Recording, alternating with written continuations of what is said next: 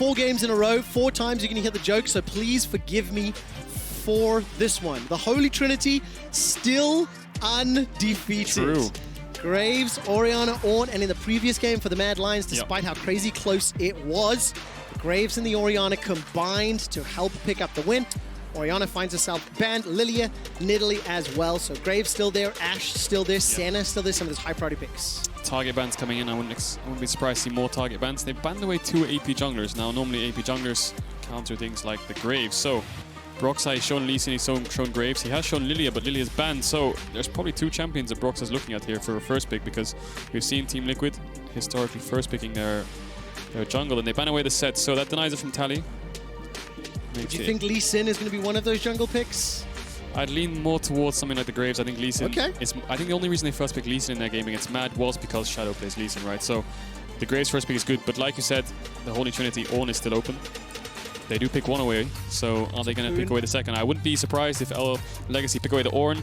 Oh my word, one of these will they have a response to the first pick Graves, insta-lock Kindred as well. So now, what does Team Liquid respond with? They pick their top laner, something like the Mordekaiser or the Shen that we've seen from Impact. They just go full bot lane. 100% win for Ornn, 100% win for one of them is going to lose. 100% win for Graves. One of them will lose. By the way, I'm just noticing on the player cams, everybody big smiles, everybody looking jovial. Of course, even if you lose this game, you still have a favorable setup in the knockouts. You get to watch a full BO5 to figure out who your opponent is going to be. But obviously the big prize is that guaranteed spot in groups, and that's the Shen that you predicted, Kadril. Nicely done. Yeah, so they can match an AD carry here, but picking bot lane 4-5 could be good. Orianna's banned, Azir's banned, leaves a few mid laners open like the Zoe, Akali, Syndra, main champ. So you have an AD jungle, so an AP mage mid is pretty good. I think Shen is a little bit of mixed damage, so it helps the Graves a little bit. They are going to go for the Syndra, so I won't be surprised if Tally responds with something. Oh, there's a Galio. It's something he's been playing, the Predator Galio. We've seen it from Tally. Lots of roaming champs, Sett, Galio, roaming around the map, getting involved in the plays, and now it's all about bot lane. So investing bans into AD carry, investing bans into support is basically what we're going to be looking at. Okay, let's see which ones get locked in, but I don't want to touch on that Syndra versus Galio matchup. We've seen it a couple times today. The Predator Galio has, frankly, not impressed me.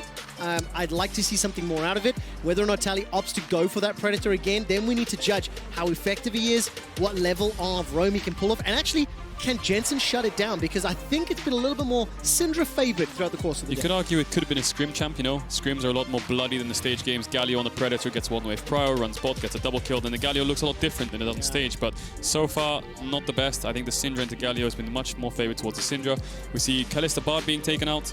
We see the Senna being taken away as well. So we're looking at Ezreal again. Raze on the Ezreal was really strong. Looking at Ashe, Jhin. I think Jhin for the side of TL would be a bit risky. They have a bit too much front line for the Jhin to be able to do too much. So now it's kind of down to Ezreal Ashe. Could ban away 1. It does leave the Ashe open and the Jhin. So they're going to take away, well, they're hovering lots. But for them to pick away Jhin, it wouldn't make much sense, because then that basically enables TL to just pick up Ashe and have some frontline damage, whereas Jhin really struggles versus tanks. But Jhin could be good for that comp. They have loads of engaged. The Curtain Call could be good follow-up. Okay, let's see, a couple seconds left before they figure it out. We're expecting that Galio to go mid. The Ashe was the higher contested pick. And obviously a lot of discussion. Raze was the man of the moment earlier today. Go for the Ashe. Fantastic performance. And finally going to lock in the Jhin. I heard that no. Yeah, why are you so disappointed? Just based on damage dealt, I think if you just pick away the Ashe, Jhin will do less to the tank. So I'm expecting something to be picked away here. They're going to have to blind pick support, so Legacy are going to get a counter pick on support, which is really good. Should help the winning lane in bot, so are they going to go Kog'Maw Lulu? I don't think they will. It's a bit risky against Now, Tactical has played 2 Twitch games, so quote-unquote hyper carry is one of the options that was available to him. And Kadril, I know we've casted 8 games already, but wait for the lock-in. When we talk hovers, we both just waste time. Yeah. Caitlyn surprised a little bit. She has fallen off, but in the context of how many bans have been targeted towards the bottom lane, and then I think if she gets enough time, range against Kindred, Ornn, Galio, that can help. Yeah, it blocks a lot of the damage. It blocks the Ornn as well, but if they are going to blind pick something like the Braum or the Taric, I'm expecting a counter to come in. Braum has a few lane counters. We've seen things like the Rakan, the Zilean, good into the matchups, and Caitlyn Braum isn't what you really expect when you're playing a Caitlyn lane. You want something like a Morgana, something with a setup maybe like a Leona. But he's going to go for the Braum, so it is a strong 2v2 if Braum does hit the Q. So I'm expecting some kind of counter pick on support here. I think Nautilus wouldn't be very good for them. Leona as well, not that great against Braum, so I'm expecting something like Zilean, Rakan, just something to round out the team fights. I also do like the Braum into both Kindred, Jhin, Ornn. Super good. Multiple AD carries, the Ornn Horn. So that shield that will come up, the Unbreakable, will do a whole lot of work. And as you talked about, Rakan into the Braum now comboing with Jhin. There is some potential kill threat if you can get that shield down. Let's talk about the team compositions as a whole. Some mixed damage, of course, in the Galio and the Ornn, but a lot of AD from Jhin and Kindred. Yeah. And then a little bit more, let's say, quote-unquote, traditional from the Team Liquid side. The only thing I don't really like about TL's comp is they're playing 3 range champs in jungle mid AD. Then their real engaged support is a Realm, so you don't have anyone to really Shenel. It's not like you have a LeBlanc over side lane or a Lucian mid who's going to go over side lane. You don't have a Nautilus who's going to jump in. Your Shenel is kind of being used offensively here, and it's not exactly what you want. It's going to be a reactive Shenel rather than an aggressive one with something like an Evelynn, whereas Legacy, they have so many triggers they can Do pull. I get the feeling that you prefer the draft from Legacy? I do, yeah. Now, Not based on lane states, I think just based on team comps itself. Okay, so the bigger picture, right? Yeah. Now tell me about lane states. Why do you sort of lean a little bit towards TL? Well, they have the Syndra into Galio. I think that's really good for the Syndra. They have the Shen into Ornn. I think Shen is a really strong champ, level 6. You can play around the ultimates really well. Should be able to push out the Ornn in the lane phase. And if you look at the bot side, Caitlyn into Jhin. I think Jhin is fine into Caitlyn. They have the Braum as well. But in terms of 3v3, you have the Graves, you have the Caitlyn, you have the Braum, stuff like this. Just pairs really well together. So Legacy, overall team fights, I think they're good. Perhaps the Braum can stop some of the engage, especially the Ornn Horn. But then you've got the Rakan ult, you've got the Curtain Call. There's so many things you can Is it fair to say, or is it too extreme to say that for Team Liquid, a little bit of like win lane to win game, get yourselves ahead? If they go even into the mid game against the composition that Legacy has put together, would you think it's fair to favor them? And let's ignore player expectation performance, right? Okay. We're just going to go champion v champion. Yeah, definitely. They need to get some lane advantages. Look for some dives onto bot side with the Syndra Graves 2v2 mid jungle. When you talk about lane states, you can argue it's a 1v1, 2v2, but what I'm focusing on is more map control, using the Syndra, using the Prios. You have the pushing lanes, use the lane states to transfer to another one, use the mid push into bot, try to get your Caitlyn ahead. But yeah, I'd say through lane phases, look at what they're looking at here. I don't think they're going to be looking at too many team fights late game when they're even. They need to get an early goal, sort of snowballing gold lead, because I think Legacy in general, although they do lack a little bit of damage with the Ornn, the Galio, and then someone like the Jhin, they have the Kindred in the backline as well.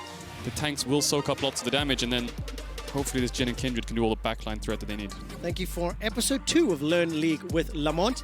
Yeah, on the World's Play-In Group Stage Tiebreakers. The other thing that I also noticed, and you pointed out very eloquently on the Team Liquid side, it's not the greatest of engage tools. You know, you're looking for like a taunt from Shen, a scatter the weak from Jensen. I think the secondary games, the follow-up, like if you get a stun or a taunt, then Braum and Braum ulti and Shen, that can be great.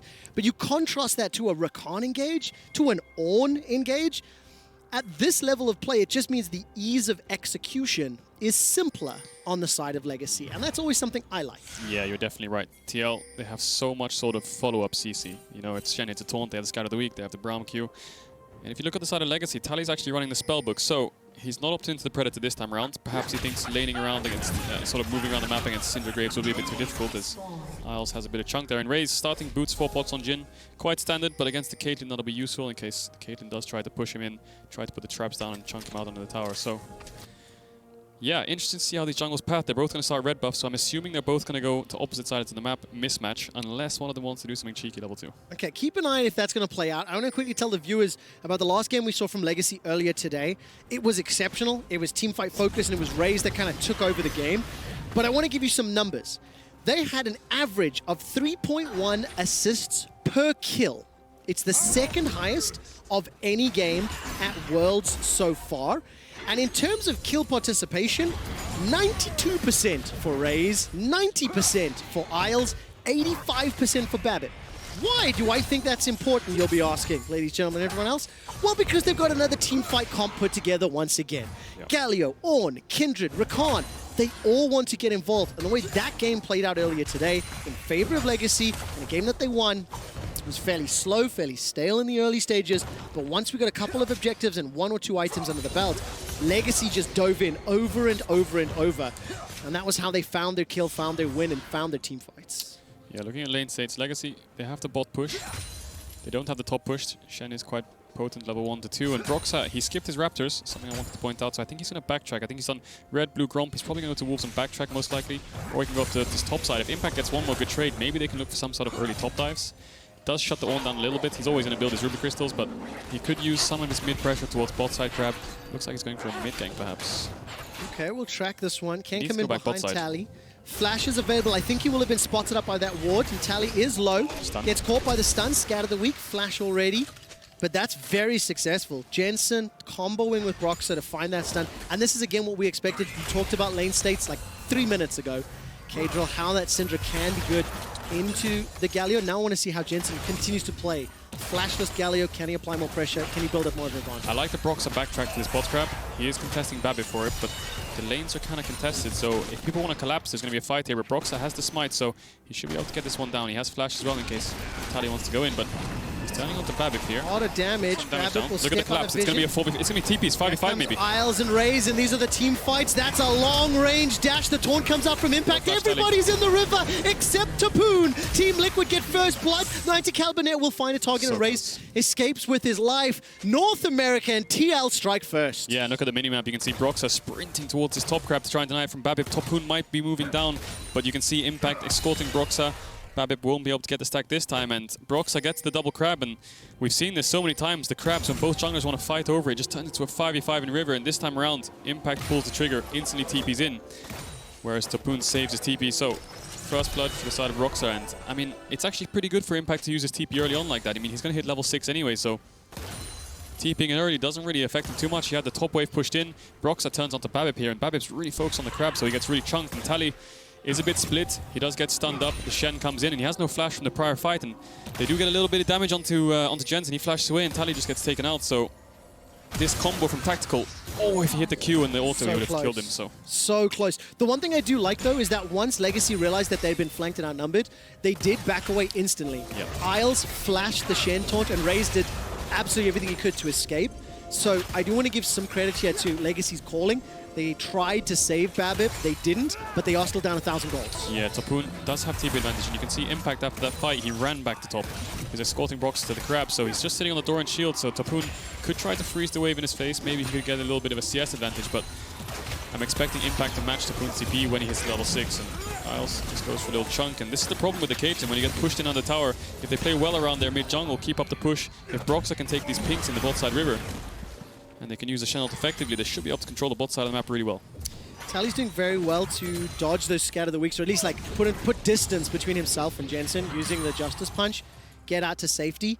But look at the lane differences. Plus 10 CS for Tactical, plus 16, 15 for Jensen, plus 13 in the top lane for Impact. So win lane, win game. It was way oversimplification of what we were talking about. But the advantages they have in their team comp, the strengths they have, and then obviously that big TP play in the mid lane. The fact that TL were pushing their waves, they're going to lose less to a Tapoon. Even with the wave under his tower, he's still behind in CS. So very early advantage to LCS in North America, and Team Liquid, before 6 minutes, they've already got themselves a dragon, they've got themselves a healthy gold lead, and they've got everything that they needed and wanted that K-Drill wanted to see from the comp. You know, get ahead early, get yourself some tools, because you are lacking some initiation options later. Yeah, they use their lane states to get the early dragon. They have good bot side control with the pinks. Like you said, win lane, win game. You can see the CS advantage in mid. Impact just base and picked up a Tiamat, so he should be able to push in top. So they're going to have 2 solo lanes pushing, and not only that, they have the bot push as well. So Jensen has no flash here. He could get called out. Ultimate is available for Jensen. It is not for Babip. Hero's entrance comes down. Ooh, big damage from Tally and Babip. There's a hop over the wall. Broxah manages to pick up the second kill, making it look oh so simple. Broxah just dunking down on Babip's Kindred. He's going to take away the next crab as well. Another crab for Broxah. He's going to take away the stack. 2-0 on this Graves. He's so strong. You could see in that skirmish what we talked about earlier, the mid-jungle from the side of Team Liquid from Draft. Graves, Syndra so strong in the 2v2s, and they're just controlling the map well. Legacy need to kind of find a way to open this game up. Maybe a TP flank from the Ornn. Try to get Galio involved as well, but now Galio's lost his TP, he's lost the ult, so it's going to be quite hard for Tally to join these fights. And just look at the CS, Tally, no flash again. Man, no flash available. That's a dash in. He manages to get the taunt to just buy some time. Broxah on a killing spree, 3-0.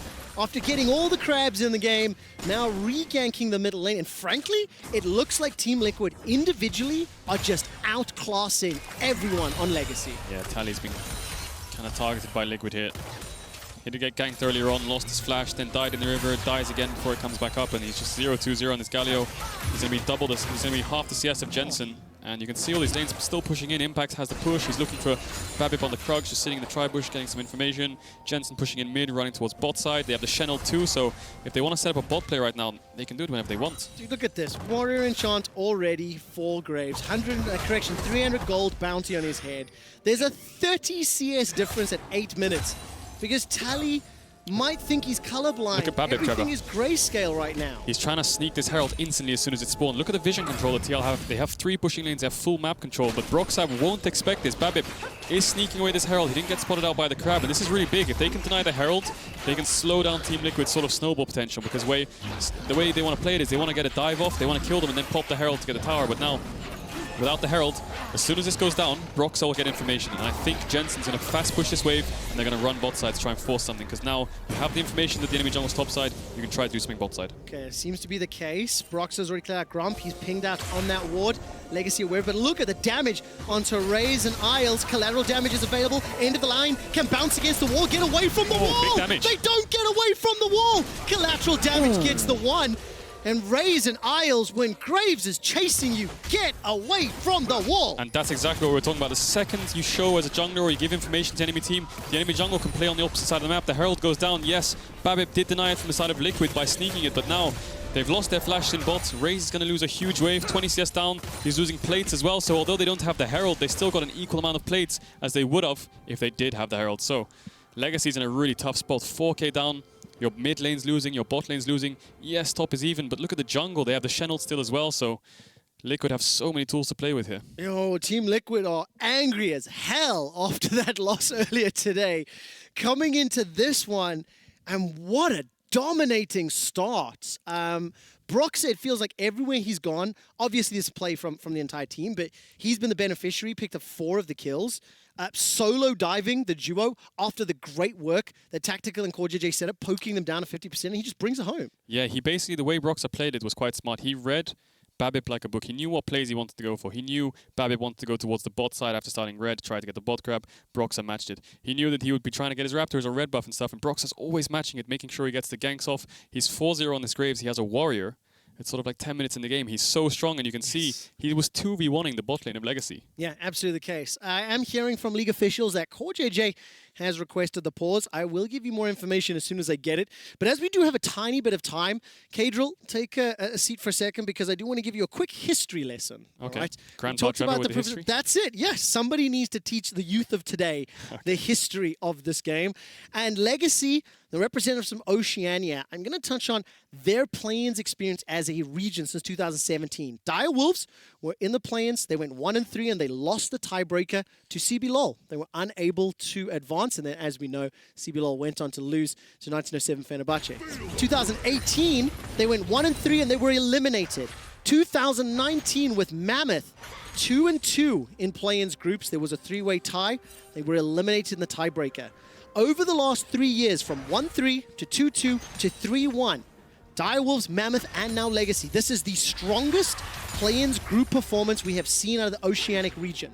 And yes, it is looking scary for them in the tiebreaker game, but sitting in the second seed and with the modification to the play-ins format for 2020, even if they end up losing this game, it means they will have a showdown with either Rainbow 7 or LGD in 2 days' time. Now, I'm getting a little ahead of myself, but since the history lesson is over and the pause is resolved, Legacy find themselves 4,000 gold down. They find themselves without their first dragon. That's coming up in a minute for the Ocean. But they do have their Herald, and they're going to need that to pull back a lot of gold to look competitive. The only disadvantage for Legacy taking that Herald, and we see Impact taunting in, he's got so much damage with Babip's here. I think there might be a TP. Jensen doesn't have TP yet. What happens? There is the ability to save Tapoon's life, but it will inadvertently heal Impact as well. Mounting Dread, Wolf's Frenzy, the dance of arrows over and over, and the ultimate not used. The first kill on the board for Legacy. Now Raze and Isles come back into lane. Brox's collateral damage is available, and Ace in the hole sends Isles packing. And that is the 5th kill of the game, the first for Tactical. Yeah, they're going to get the spot tower. And like I was going to say before, the whole bad thing about Babip sneaking that Herald is that when you're against a Shen, you want to swap into the Shen and play into him. So it kind of takes away the identity behind being able to put your bot lane sort of basing. You drop a wave, run top, 4-man top, and then just try to kill the Shen and just play on his lane. But Babip definitely identifies what he needs to do. Play on the Shen's lane so you avoid the Shen ult. He does manage to take him down, but They've lost the bot tower, and the Herald top is going to give plates over to Babip, but just looking at the gold, they're still almost 5,000 gold down. They're going to lose this second dragon as well. There are members of Legacy coming down, but Broxah should be able to get this out in time. They have the Shenalt as well, so now how did Legacy respond? They need to get some plates for their bot lane. This Jhin needs to get ahead. Yo, Kedro, I don't know if you know how the shoutcast and Joe works, but you don't ask me questions. I can't give you the answer. Wait, like, how did Legacy respond? I am not qualified to answer that question. But the more terrifying thing, Infernal Soul and 10 minutes to go before that is available. And this is, of course, the kill that Legacy were able to pick up on Team Pack. Yeah, good identification by Babip. Can't really go towards the bot side. You lose the 3v3, and they have Shenalt, and they have mid prio, so good kill for them, and then Team Liquid just trade back. They do manage to get Isles. He wasn't really blocked by Raze, but I think if Raze blocked that, he probably would die himself, so sacrificial lamb there. Team Liquid swapping up towards the top side. They don't have the Herald, but Tactical has Infinity Edge, and Raze only sitting on the BF sword and the Agility Cloak. Okay, so the team has swapped lanes. Legacy going to what they consider normal lanes as the Australian representation. Down 30 CS in the 80 carry roll. Down 40 CS in the mid lane. Brox is stealing away. Did you see that, Trevor? The red buff lived on 1 HP. I don't know if you just saw it. It was a little quick. No, I missed it, unfortunately. Oh, okay. These old eyes. I was actually looking at items, if I'm going to be 100% honest. But for the time being, look at this lane swap. I mean, Legacy, they are down so far, dude. Like, the only way that you can try to bring back this deficit is farm as safe as you can, but you're losing more plates, you're losing more towers, which means TL are getting even further ahead. Yeah, Tally has the ult if they want to try to defend this, but Impact has his ult as well, and Topoon doesn't have TP, so it would be a 5v4 in between the towers, and I think Team Liquid would be beneficial in that. They're so strong right now. Look at Brox's items. It's kind of unleashed, and Jensen was around as well, so I think it's complete one. Maybe they're going to look for the dive, actually, if they stay too long. They do have the Kindred ult to buy time, but Topoon will not be able to join this fight, and if Impact decides to join, it's a 5v4. All right, Tally needs to move. He's making his way through the Brambleback for now. There's the potential to dive under. Look at that, end of the line damage.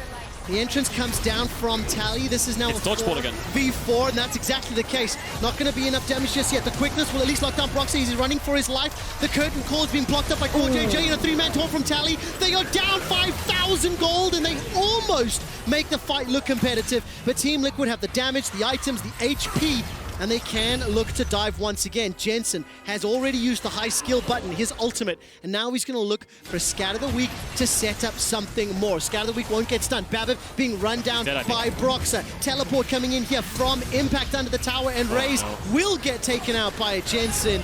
This is illegal gameplay by Team Liquid, making a statement in the tiebreaker. TL want groups, and they want it over the corpse of Legacy. Legacy trying to defend that top tier 1. I mean, it looked pretty good when Tally flashed over the wall. It looked like he was going to land a 5-man taunt, but in the end, he just gets one popped, and then Team Liquid turned to the rest of the members. And just watching this again, Broxah, yes, he made a little bit of a mistake here by overstepping. Isles identifies that really well and instantly flashed on him. Broxah almost gets taken down, but the whole concept by TL is good. The dodgeball, just keep throwing spells at them. They have to use the Galio ult, they have to use the Kindred ult, and eventually they have to turn, otherwise they're going to lose. They're going to get poked out, so Isles instantly sees Broxah, misses the knockup, but they do get the root. He lives on a really low HP, Guardian, Shenalt, everything coming in, and then Impact does get cancelled on the ult. You saw on the bottom of your screen, Topoon used the Ornal to cancel him, but then he TPs on the wave, and that was kind of it. I mean, look at Broxah on the back half of this fight. He just used the red buff, gets the red smite onto Babip, and then Babip kind of splits from his team. He could have stayed on the tower, but then Jensen would have killed him himself. Cadril, I'm going to ask you to analyze the 2 games of Whack-A-Mole that we've seen today. The first one earlier, that was Legacy inside the Dragon Pit, and this one with Legacy under the top tower. Which Whack-A-Mole was more entertaining? Oh, the Dragon one was way better. Okay. That was at least a 1-minute stare down of spells flying across the map, and look at the tower plates on top of your screen. Those 2 tower plates that Legacy got was the Herald. That's it. I can't believe we managed to get 2 games of Whack-A-Mole in the same day as we've been casting. Both by Legacy. Both by Legacy on the receiving end of being shot at, I might add. They were trying to dodge Dip, Duck, and Dive, they couldn't do it. But look at the state of this game at 15 minutes. 10 turret plates to 2, 2 towers to 0, 9 kills to 1, 2 dragons to 0. Infinity Edge Rapid Fire Cannon Caitlyn. Yeah. That is 3,000 gold above the highest Golden Legacy, who, by the way, is Babip. And that's coming up against a BF sword. They can go 2 towers the crit cloak. They absolutely can. I mean, Look They at could the push gold even lead. further. 8,000 gold lead, 2 items Caitlyn at 15 minutes, and we said it in draft, win lane, win game, and they're definitely winning lanes, and I don't know, this game looks kind of 1-2 to me. This is an incredible performance from Team Liquid. They need Punishing every mistake from Legacy and frankly, just doing everything right. Legacy need to find some sort of engage. You don't have that reliable late game carry like we've seen the Orianas, we've seen the Ashes and stuff like this. Jhin isn't really falling into that group alongside Galio. There's not enough damage. Kindred's also really far behind, so I think the scaling is just way more favored for TL. The Syndra, the Caitlyn, the Graves, I think those champs scale really well comparatively to the other side of the board. So Legacy, they're going to lose the Dragon. Maybe they can cross-map for this top tier one, but they need to find some sort of engage to get this game, Yo, and for get one- a ball rolling. For one last time today, it wasn't Ornn's fault, okay? The Holy Trinity of Pixelman 001, Ornn, the champion, is not at fault here. So even though he's likely to pick up his first loss at the World Championship in 2020, this is all Team Liquid. I think they have played very proactively, very aggressively. Impact at level 4, teleported to that river exchange that helped pick up first blood for Broxah, like milliseconds after it began. Team Liquid clearly understood what they needed to do with this comp, and they are executing it fantastically. Level advantages in the game, there's farm, there's gold, they've got all the tools they need. Yeah, I think the pairing between the players is just so good, right? Broxah calling an impact for the TP, Jensen and Broxah moving around the map really well, Broxah and CoreJJ making sure they get the vision, and then Tactical and CoreJJ just taking all the plates in the game. They took bot tower, they took top tower, they took mid tower. This is what you want to do with Caitlyn. You want to move her around the map, take all the towers you can, play around the Caitlyn, protect her. And Legacy didn't seem to have an answer. They couldn't find any engages. They did have TP advantage for around 4 to 5 minutes, but Impact always had the Channel to match, so Legacy just didn't decide on a play. They weren't really decisive. They did look for a top play later on. They did manage to get Impact. That's their one kill, but now they're looking for something. Right, all the Forge got immediately destroyed by CoreJJ's Braum. Look at the damage onto Isles. He's running for his life. That's a dead Raze as he gets blown up by Ace in the hole and the auto attacks from Infinity Edge. I mean, if you look at the player cams, Raze is just like, yeah, throw some shrimp on the barbie, we'll be home soon. This game is over. As Legacy are being pushed under their inhibitor. Now, one thing I would like to say, because I've obviously been a little bit more loose and humorous this game, much to Caedrel's surprise, when you are this far ahead at 18 minutes, like, surely it gets more difficult to actually push into the base, or it should be. Well, tell that to G2 when they were against Team Liquid. Touche. They were on their Nexus in 19 minutes. It's 19 minutes now. TL almost got to return the favor to Legacy, but there's 2 TPs coming in now. Oh my word. Let's see what can happen, as that's already Tally going golden in so much trouble. They almost get Tactical. 90 caliber net flash heal used to keep himself alive. Raze is trying to run him down, but he doesn't have the damage, doesn't have the item. The cleanse does nothing. Tactical stares down the entirety of Legacy, gets away with his life, and Legacy threw everything in the kitchen sink at Team Liquid. Yep. This could be a sub 20-minute victory. Yeah, Legacy, they had to make plays. We said it for the last couple of minutes. They went for that last-ditch effort, but Team Liquid they're probably gonna win this game. I think they can end here. It's probably a record time in the plains like itself. This looks like it. 19.5 minutes. Isle staring them down. Team Liquid qualify for the World's Group stage with a few last autos. Gotta finish this off before I celebrate it. Legacy trying to step forward and push them back. There's the Heroes entrance. Team Liquid cannot win in under 20 minutes, but they find themselves one loss on Impact. Continue run for the lives. Tactical. 90 caliber net in a reply, and the bullets will not find. Curtain Call cannot do it. Finally, Tactical goes down to Tapoon. Jensen and Broxah trying to finish this one out. Jensen gets another. It's Broxah that is godlike at 7-0-9. And just to make sure it's not under 20 minutes, the final fight. Team Liquid advance to the group stage at Worlds. What a performance by Team Liquid. Win lane, win game.